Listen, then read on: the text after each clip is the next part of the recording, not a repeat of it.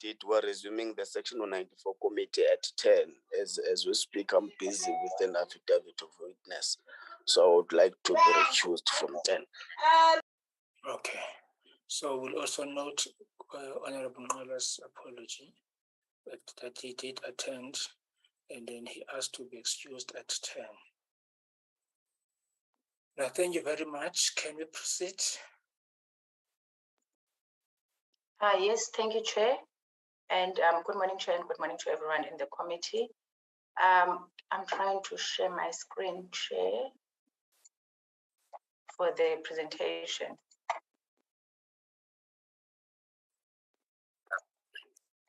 Chair, my apologies, Steve Swarcher. Just to note, I also need to leave at 10 whilst the screen has been shared. My apologies for not raising it earlier. Thank you. Okay, you're going to the Chief Whip's forum. Correct. Sure, no, that is fine. Can I request the Secretariat Chair to give me permission to share the presentation? Okay, yeah, so they're going to do from their side. Thank you.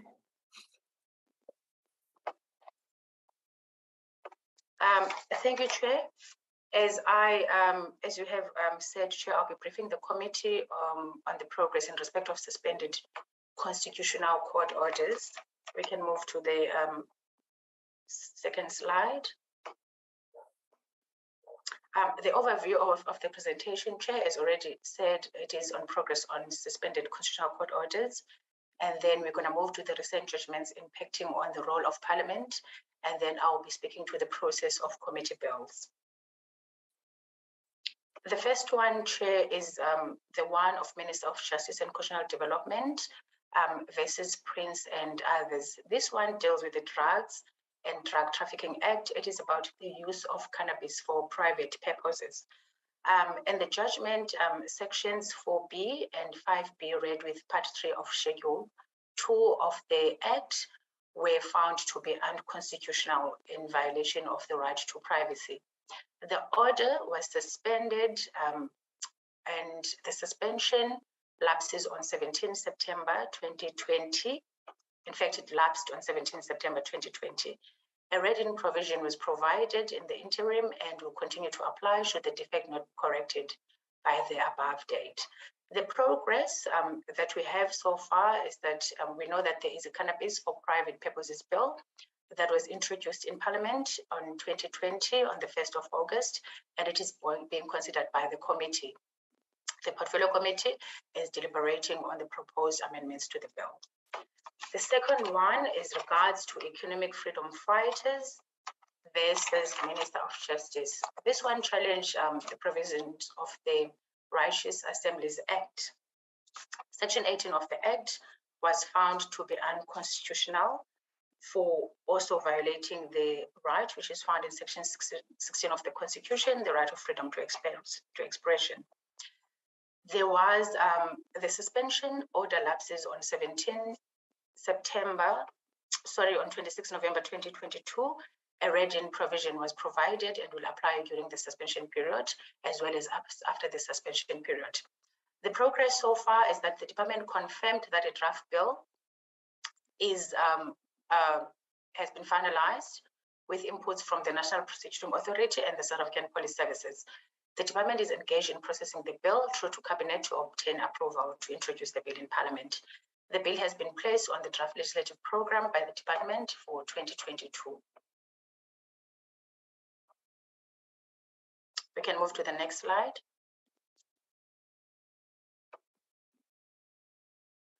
The second, the next one, Chair, is with regards to the Sonke Gender Justice, which is the very urgent one, as the order lapses in 3 December 2022. This one found sections 88, 1B, and 91 of the Act to be unconstitutional for their failure to provide judicial inspectorate with independence. The suspension order lapses on 3 December 2022. There is no read-in provision, no measure to apply during the suspension order or thereafter. The progress so far is that the department briefed the committee in June 2022. The department is planning to present the draft bill to the JCPS cluster on 18 August, which was last week, and they are briefing Cabinet today. They estimate that they will brief the Portfolio Committee early September 2022. If introduced in September, the programming of this bill will require careful planning and possibly prioritization in order to pass this bill in time so that the President can assent to it by 3 December 2022. Our office has allocated the chairperson of this agency, and will speak to the process of the committee bill in the slides 8 and 7. The next one is Smith versus Minister of Justice and Correctional Services. This is also about the Drugs and Drug Trafficking Act, where Section 63 of the Act, as well as Schedules 1 and 2 of the Act, were found to be unconstitutional because they give Minister of Justice and Minister of Health wide powers, and then the court found that this was in violation of the principle of separation of powers. Section 5.1 of the Extradition Act was also found to be unconstitutional for the same reason, the violation of the principle of separation of powers. The suspension order lapses on 17 December 2022. There's no read-in provision, no measure to apply during the suspension period. Progress that we have so far is that the department confirmed that a draft drug and trafficking amendment bill and a draft extradition bill have been finalized. The department is processing the bills through the established structures in order to obtain approval from Cabinet. The bills have been placed on the draft legislative program for the department for 2022. We can move to the next slide. The next one is the Banyua versus Master of the High Court. This one dealt with Section 1 of the Maintenance of Surviving Spouses Act and also Section 1 of the Intestate Succession Act. They were challenged for their failure to include permanent life partners in the definition of survivor and in the definition of spouse. The suspension order was lapses on 29 June 2023. A read-in provision will continue to apply if the defect is not cured by then. There's no gap in law. The progress is that the department confirmed that it has incorporated the amendments to the Maintenance of Surviving Spouses Act as per the court decision into the Judicial Matters Amendment Bill, which the department has prepared and which is awaiting internal processes. The department is targeting June 2022 for introduction. The bill is also placed on the draft legislative program by the department. The next one is Kwelane versus South African Human Rights Commission. This one is challenged to Section 10 of the Pepuda Act, which was found to be unconstitutional in violation of Section 16, freedom of expression as well. The suspension order lapses on 23 July 2023. A read-in provision was provided and will apply during the suspension period.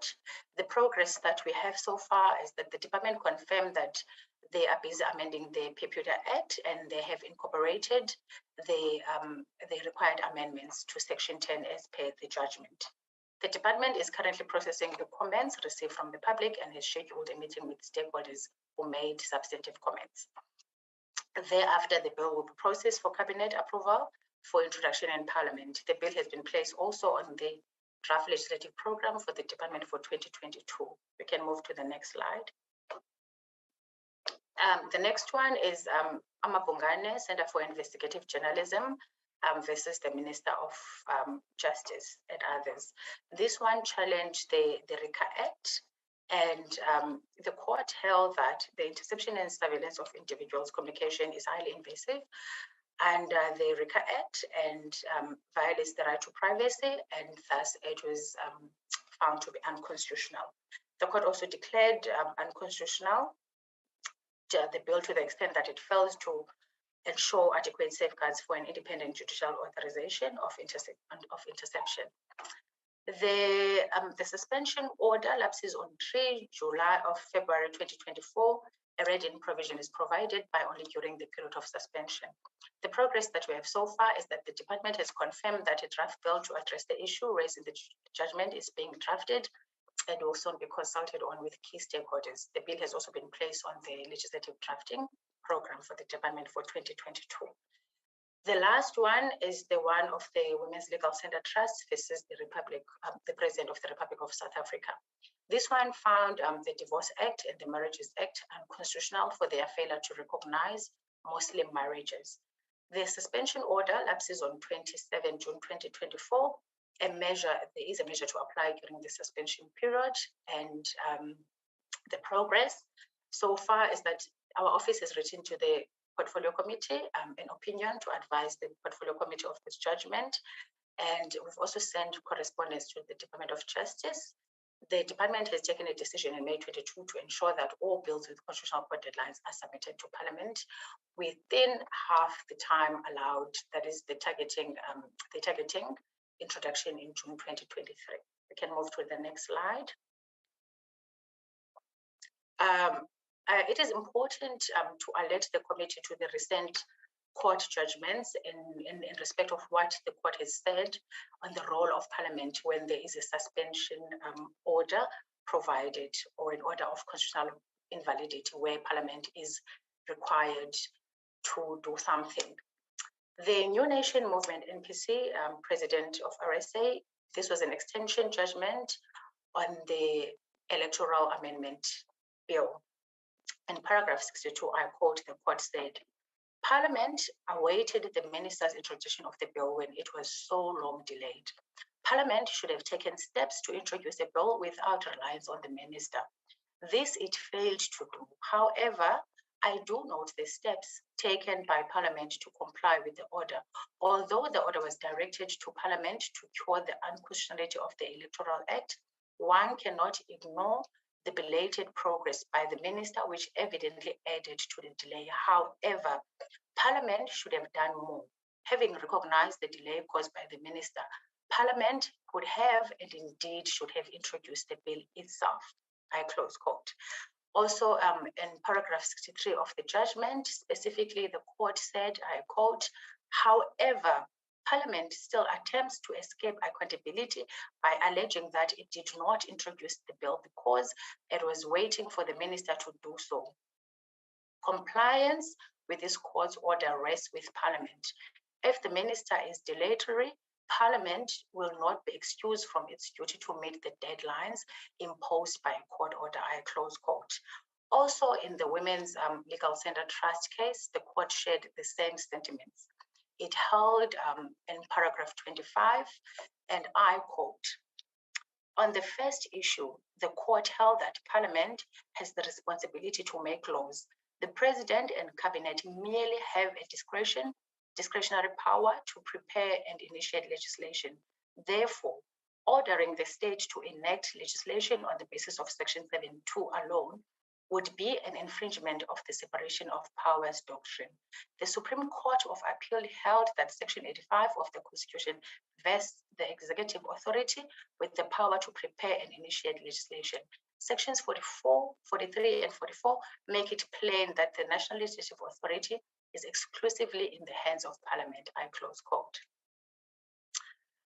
Having said that, and also having alerted to the committee to the agency with regards to Sonke Gender Justice, if the committee decides to do a committee bill, this would be the process that the committee needs to follow. The process is outlined in the National Assembly rules from Rule 273 to Rule 275. What would happen if the committee decides to do a committee bill? The committee would adopt and table a memorandum setting out the particulars and objects of the proposed bill, whether it has any financial implications, and the views of the executive on the proposed bill. The committee must thus develop a policy that will inform the bill before the bill can be developed. Sources to develop policy is the department, Constitutional Court read-in, content advisor, researcher, and the policy should be developed in accordance with committee discussions. Once the Assembly has approved the memorandum, the committee will then develop a bill. Legal services can assist the committee in developing the bill. Draft one of the bill, the committee would have to consult the JTM, also legal services will assist in this, on the classification of the bill, and also consult the National House of Traditional and Co-Assembly leaders if applicable. Then the committee reports on the bill to the House. The committee advertises intention to introduce and call for comments, which is public involvement. Interested person must be given at least 3 weeks after publication to comment. A relevant department or organ of state must also be given sufficient opportunity to make submissions to the committee. Then the committee will deliberate, amend, further consult on the bill until the committee is satisfied that the draft can be introduced. The committee then adopts the bill and the report that speaks to the bill. The committee again consults the JTM on the classification of the bill, and legal services will assist on this one as well. The findings of the JTM as per NA Rule 275C are tabled with the bill when it is introduced. Legal services certifies the bill as per NA Rule. Then the committee introduces the bill by submitting a copy thereof and a supporting memorandum to the Speaker. The bill has a second reading and then it is transferred to the second house. Thank you, Chair. That is the end of my presentation. I will take any questions if there are any.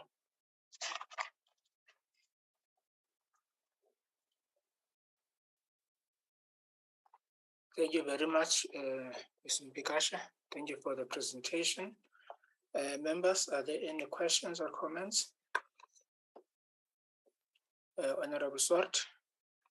Chair, no, thank you for the presentation and well done to the legal services for the input, as well as the letter 12th of August addressed by the Chief Parliamentary Advisor that also contains the reference to the Sonke gender justice issue. I think, Chair, this is a matter that we as the Justice Portfolio Committee need to raise also with higher levels of Parliament that to ensure mechanisms are in place once to ensure that when a judgment is given, that Parliament is alerted to it as soon as possible. I appreciate what the legal advisors indicated that I think it's now half the time should be allocated to Parliament and not the last minute almost when the executive brings the bill to Parliament.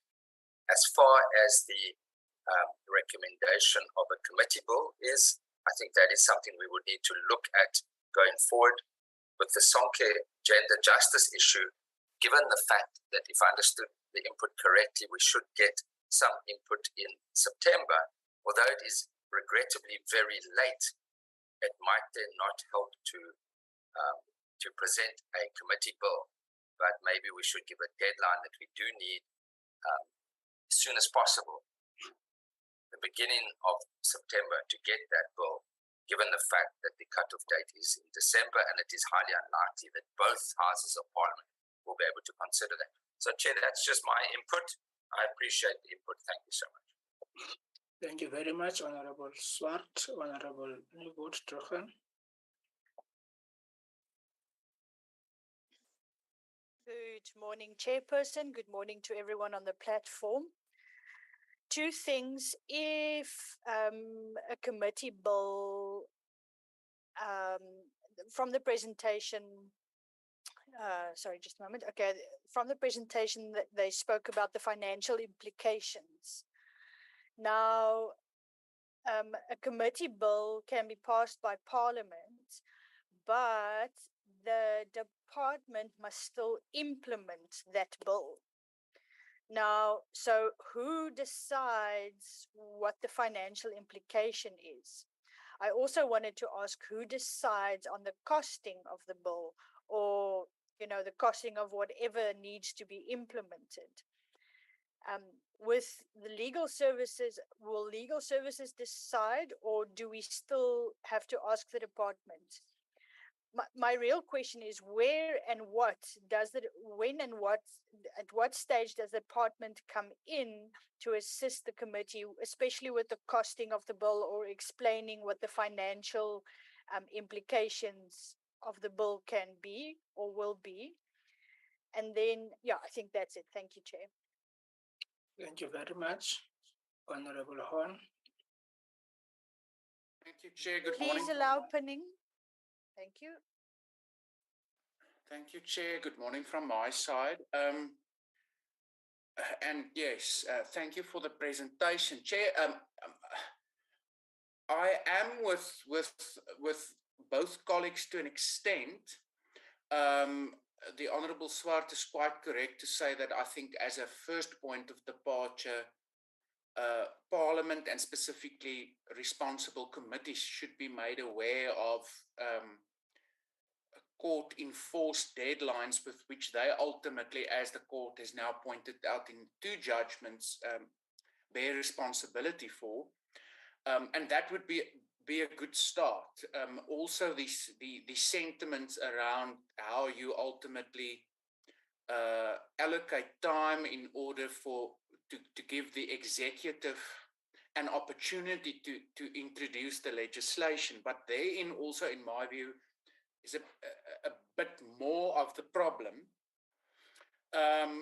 in the sense that I do believe as Parliament, and obviously it would not necessarily be through this portfolio committee, but as Parliament, one should enter into a formal protocol with the executive. So you, for example, have the leader of government business, and from Parliament's side, of course, we have the Speaker, the Chief Whips Forum, and ultimately, I do believe in order to not be at the receiving end of this type of judicial criticism, a more formal protocol will have to be put in place in which it is agreed with the executive that in the event of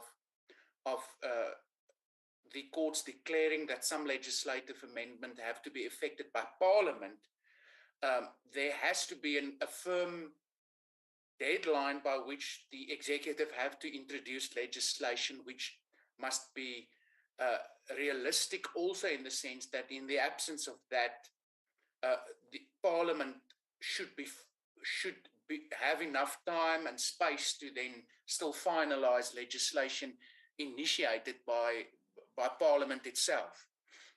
So the current proposals, unfortunately, in my view, is a starting point, but it will not solve this issue. And as members who ultimately are the ones who are being criticized, I do believe we have a responsibility to ensure that something more formal gets put into place.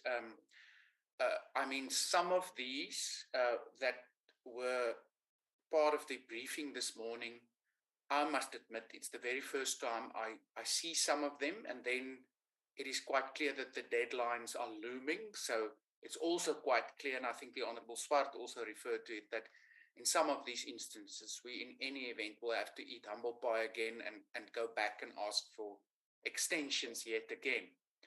And ultimately, if we want to make serious business of making Parliament work and discharging of our constitutional obligations in a proper way, I don't think that the way it works currently can be persisted with. And I do unfortunately believe that the informal way of trying to be more proactive will also not solve this issue. So I don't know, Chair, ultimately, maybe other colleagues will not share this sentiment, and then, of course, we can try and address the issue via the Chief Whips Forum, but ultimately, I do believe it will also add some value if we, as one of those committees who ultimately are responsible for the committee who's ultimately responsible for the bulk of these legislative processes enforced by court orders, if we also take a stance that something more formal should be put in place. Thank you.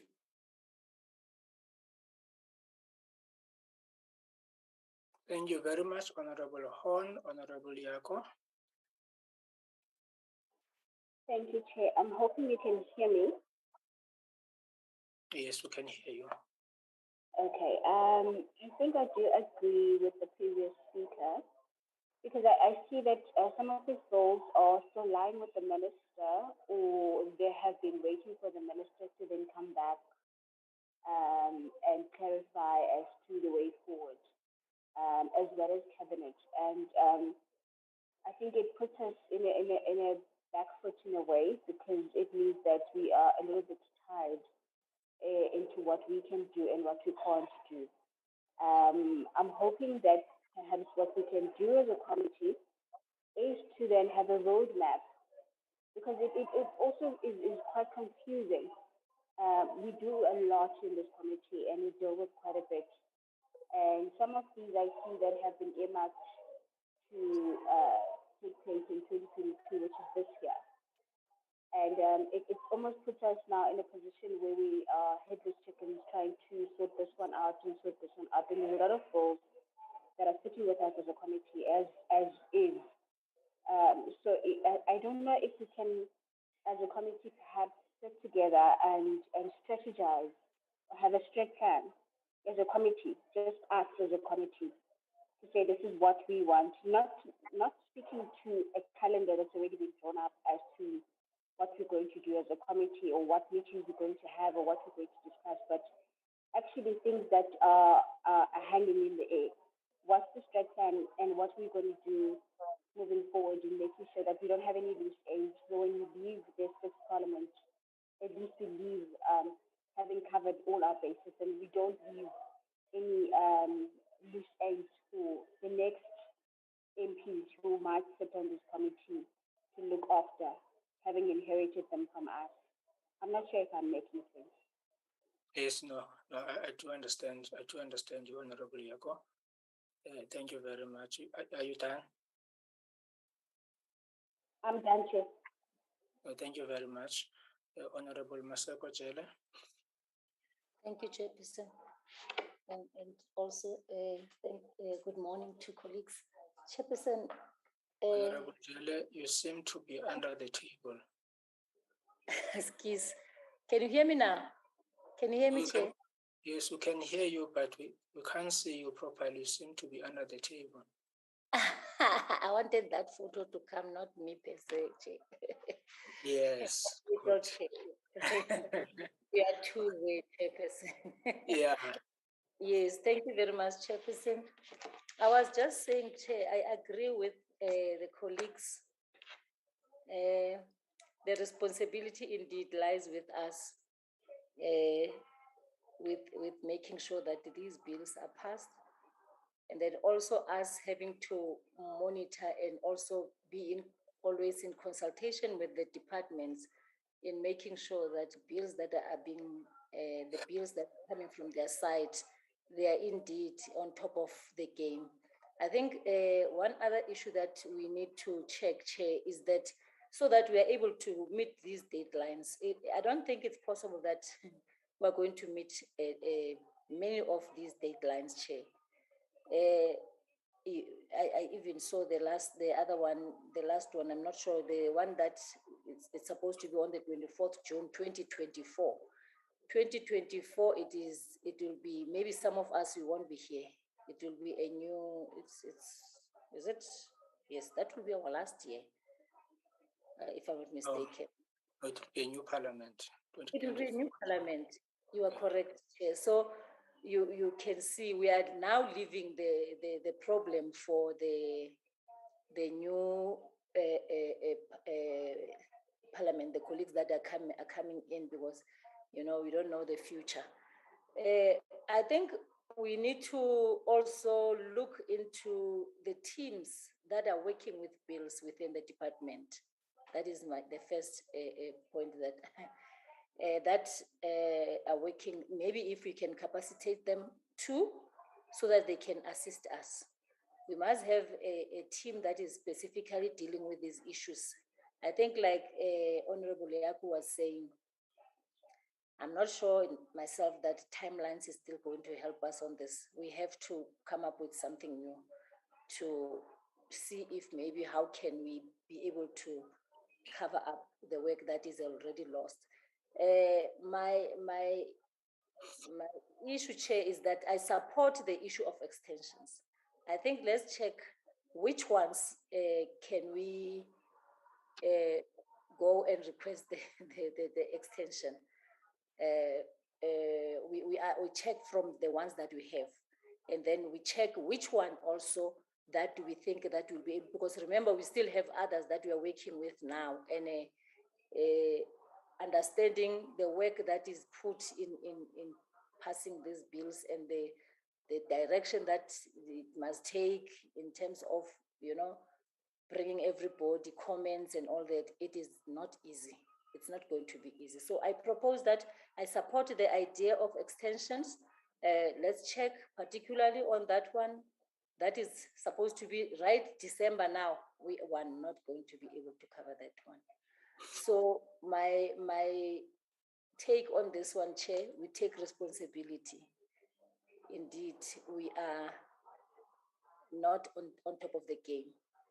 It's unfortunate because sometimes when we ask for permission, it's not possible for us to get the permission to work an extra mile. So we are working on the timelines or the schedule that we have. It's very tight. So we agree on every suggestion that will come in for us to be able to work harder in order to get to, if possible, finish this one. So that's my comment on this, on this, Chair. Thank you very much. Thank you very much, Honorable Masako Jele. Honorable Kenneth Breitenbach. Thanks, Mr. Chair, and good morning to everybody. Thank you for the presentation, which I found a little startling, I must say. I agree with the comments of my colleagues, but I must emphasize the comments of Mr. Horn, where he says there's legislation on this presentation that we honestly have not seen before, and I'm quite sure we're not going to get to it. We're going to have to again ask for postponement, which creates the impression that we're not working, and really this committee is probably the hardest working committee in Parliament. And when we ask for extra time, it's denied. And so there's just, I don't see a way in the time available to us to deal with this legislation. And so, yes, we must come up with a better manner of dealing with it. There's just also one other problem with the department's drafting department, as far as I'm aware. Many people will be retiring quite soon. I don't know how well capacitated that department is. It's a difficult department, demands really hard work, long hours, meticulous attention to detail. It's exhausting. And I'm sure not many people are terribly interested in doing that work because it's such hard work. So I think we should ask at some point for a briefing from the department about the status of their drafting department and you know, what sort of continuity and longevity it has. Because if we find ourselves in a position where there's no one left to draft, then, you know, we're going to have, it will be too late then to try and rectify the position. Thank you. No, thank you very much, Honorable Breitenbach. No, thank you very much to Ms.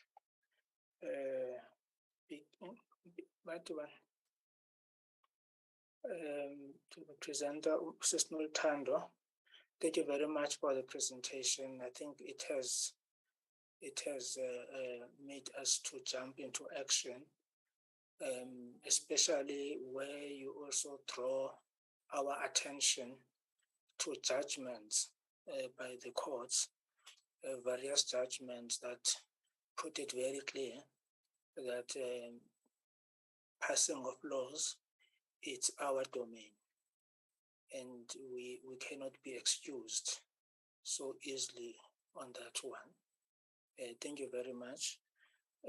I generally agree with all the colleagues. I think we would need to package this discussion because I think we are all in agreement. One of the issues that I think we need to do is to, one, which was the issue that was raised by, I think, both Honorable Jele and Honorable Yako, is that we should not transfer problems to the next parliament. If the next parliament will start its work with 6 deadlines that have already passed, we are generally passing a penalty to them. In fact, Honorable Janji would say that it's an investment in crisis. So I don't think it will speak good about us. So it's important that even our handover report, people must know and see that there were people who were elected for 5 years and who executed their mandate. properly. I think that is the first thing that we need to do. Secondly, I think we need to distinguish between those court deadlines that have got read-in provisions and those that do not have read-in provisions. So, because our responses cannot be the same, I'm informed generally that the court would be reluctant to give extensions to especially where there are read-in provisions. I think let's do the separation and between those that have got read-in provisions and that those that do not have read-in provisions. But the underlying principle should be that I submit that we must strive to ensure that whether a bill has a read-in provision or it does not have a read-in provision, Parliament must pass that bill so that we don't inadvertently make the courts to be drafters of laws. Because as long as those laws operate purely by operation of that particular judgment and Parliament has not passed that bill, I don't think that is something that we should be encouraging. Parliament should always do its work of passing laws. That is, I think, the fourth view on my side. But there is, and then I think we should also, I would like to package the discussion of the colleagues into two broad areas: the macro areas that are more advanced by Honorable Horn, and the micro areas that are advanced by both Honorable Iago, Honorable Swart, Honorable Jelle, and Honorable Breitenbach. Because I think it would be, generally, we should look at ourselves as members of Parliament. It would be counterproductive if justice can meet all its deadlines and other committees do not meet their deadline. And I think that is the importance of Honorable Swart's input, that we should be preparing some form of a document on our side to alert both the House Chair and the Chief Whips Forum as to the approach that we need a form of a protocol to be followed, and that the Speaker should actively monitor that protocol so that from time to time that protocol will regulate also the issue of the leader of government business and Parliament, because in Cabinet the leader of government business would always there's always a standing item either on questions or on bills. From time to time the leader of government makes presentation, but we need to firm up that those protocols so that both the Speaker, the whippery, they get a handle on this issue and is prioritized by Parliament, because it does have a potential of creating tensions between the legislative branch and the judicial branch. Then on the micro issues, the first issue that I think we need to, I propose we do, is that on Tuesday, after we have dealt with the Land Court Bill, we invite both the Minister, the Department, everybody who is a drafter of any of the bills, starting from the DDG responsible, and the Parliament Legal Services, because I think it would be important to do what I think Honorable Leako was suggesting. We need to have a programmatic approach, because they would need, and we would need to have on our side now as a committee to have a project management that we know that this bill, if it is a bill that a drug and trafficking bill, we agree with them that this is what we are going to be. Let's say if we're not asking for an extension, this bill must be in Parliament at this time, working with the Parliamentary Legal Services. This one we would not be able to do by this time, so we need a committee bill. So we work together more as a project team. And as the portfolio committee, we sit on those timelines like hawks. I think we tried to do that with the last correctional services bill that was eventually passed. We were pushing it from the committee side, but we need a much more tighter program to ensure that these bills are passed. There are two bills which I think Honorable Jelle has raised, and other members, I think Honorable Swart, those that have got a deadline of 3 December and 17 December respectively, that we ask the department to go and ask for an extension, because there will be no point for the National Assembly to meet the deadline when the NCOP will not be in a position to meet the deadline, and the president would not be in a position to accede to those bills within the given time frames into law. So I think they must, and I think the colleagues have raised the issue that for those that are coming in December, there is no way we would be able to meet those deadlines, but they must go and ask for an extension. But what we need to do, I am informed that the drug trafficking bill will be here on Tuesday. If colleagues agree, maybe upon receipt of that bill, we can just, as committee, even before we asked for a briefing, we can just start advertising for public comments.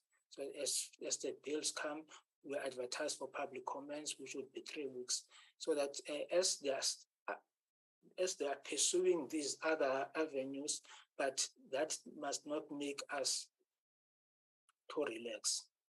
We must, because, for instance, this bill, drug trafficking, I'm told is a very simple bill. So we would not know why it took so long from the department side not to process it. It's just a very, very simple bill. But I think it talks to the issue that Honorable Breitenbach raised, that the key issue of capacity. I mean, it's something that is really starting to hit back home in a big way. The issue of capacity, because I think we know that even Ms. Ross passed on last year, and the issue that Honorable Breitenbach is raising of people retiring is one of the issues that I think we should, when the minister comes for the BRRR, I think it should be on top of our mind that we need a presentation on the succession planning there, because it's like what Honorable Breitenbach would always argue, that it takes about 10 years to build a prosecutor, a good one. In fact, a prosecutor, but it takes about 20 years to build a good prosecutor. Same with the drafting. It takes a very, very, very long time to build a good drafter. It's not an easy process. In fact, they must have a 15 to a 20-year program to develop drafters, because without good drafters, then we are going to struggle to pass laws as Parliament. It's a very, very tedious process to be followed. Very tedious.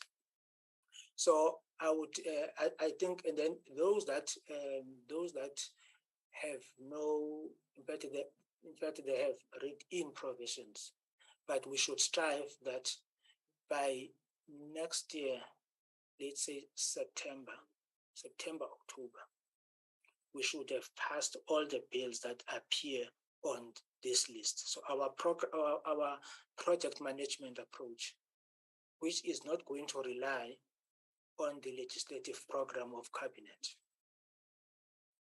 We are going to have our own program, which will target end of October, and that by end of October, we should have passed all of these bills. Because we know that from January is not a year, 2024, Parliament will be approaching dissolution and parties will be campaigning. But what we should not leave behind is to leave behind work that is a lot of work that is outstanding for the incoming committee. We should not do that. And most of these bills, very few of them are very complicated bills. Most of them can be done quite quickly. But I do think that the Parliament's legal services in the meeting next week, they should come. We would, working with the departments, work out which bills are at a level where we can say we need just committee bills where the Parliament legal services can run with that particular process, because also we should. There are bills that Parliament might not be in a position generally to develop committee bills. I think Honorable Belma raised that issue where there are serious financial implications involved. Even this issue of JICs, there are issues of disagreement between JICs, in fact, between Justice JICs and National Treasury. So there are those, and then I think we must do a detailed work to say this one, because of there are no financial implications as such, and the department has already developed the bill to at a level where it would be easy to conclude the bill, but the deadline is nearer, then we take the bill and we run with it. And then on others, we should just put pressure on the ministers to ensure that they take these bills to cabinet and they are processed as quickly as possible. So I suggest that we do that next week. But we must have targets, and the target should be next year that all of these bills should be passed. Any comments, members? I agree with you, Chair. Agreed, Chair. Okay. So any disagreement? None. Ms. Stoltando, do you have any comments? No, Chair, I think you covered me, Chair. Thank you so much. So next week, let's meet again. It might need a lot from the Parliament Legal Services, but quite a number of bills are with this committee. So we would need a lot of support to support also the department's work. But I can tell you most of these bills are not going to be too difficult to deal with. It's just, I think there is a problem of poor planning on the side of the department. We have raised an issue, honorable members, with respect to the Department of Correctional Services, which I think we need to be much harder on the department. The Department of Correctional Services have not developed any drafting capacity.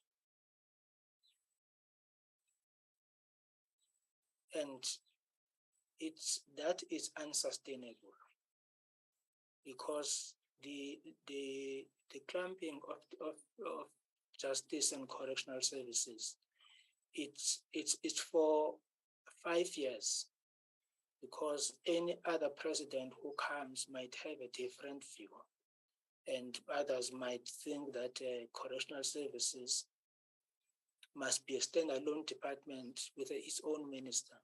Now, what kind of a department would be that a department without any drafting capability? So, and we have raised this issue. And I think it's part of the problem now that they are using some of the skills of the Department of Justice and Correctional Services, of the Justice and Constitutional Development. I think, Ms. Mobo, I think you should inform the minister that we are not, that issue needs to be attended to.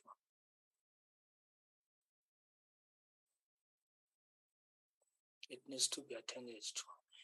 In the absence of any other view, can we adjourn the meeting?